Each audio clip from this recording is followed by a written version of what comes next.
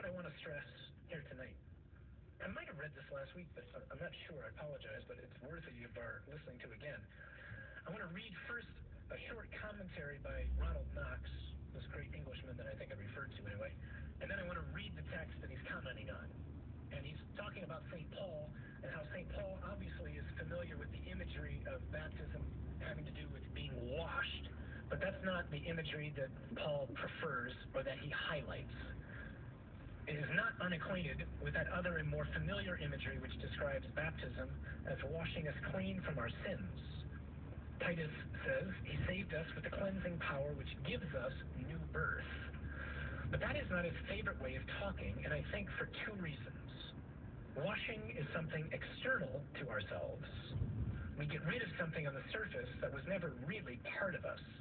Whereas the grace of baptism goes down to the very roots of our nature, restores us to a new kind of existence.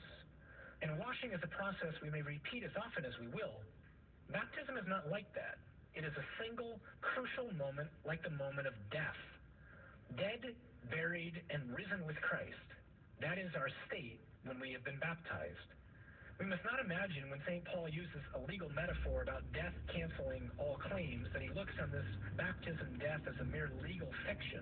No, we must think of ourselves as dead to sin. Just let that sink in.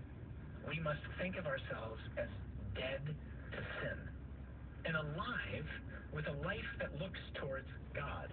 New life for St. Paul does not mean merely new habits of living or turning over a new leaf.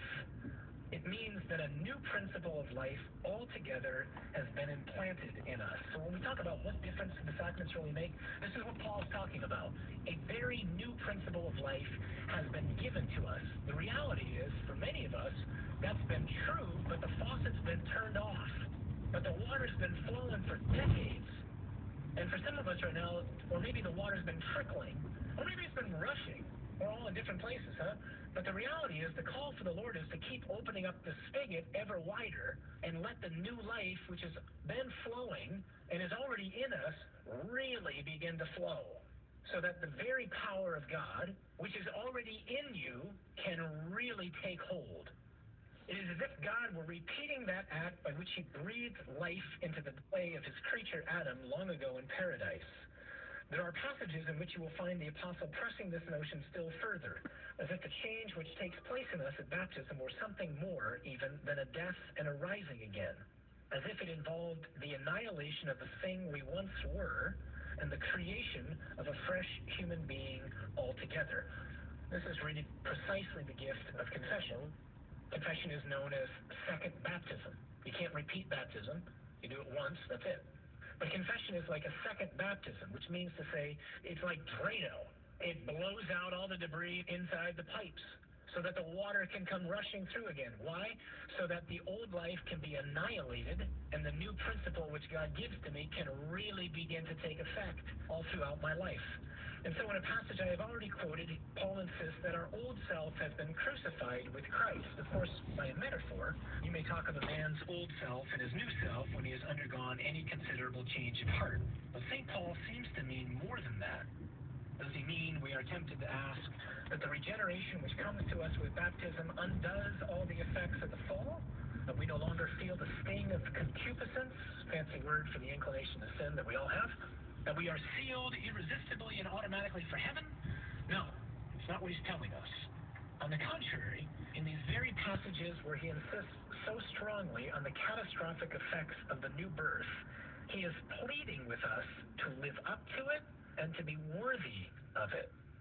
You must be quit now, he says, of the old self, whose way of life you remember, the self that wasted its aim on false dreams. You must be quit of the old self and of the habits that went with it.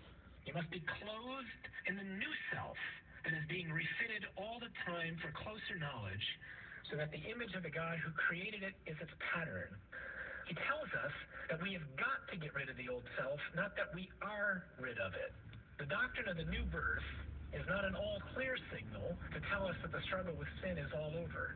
It's a call to arms, bidding us enter on the struggle because at last we have a chance of victory. That's the key.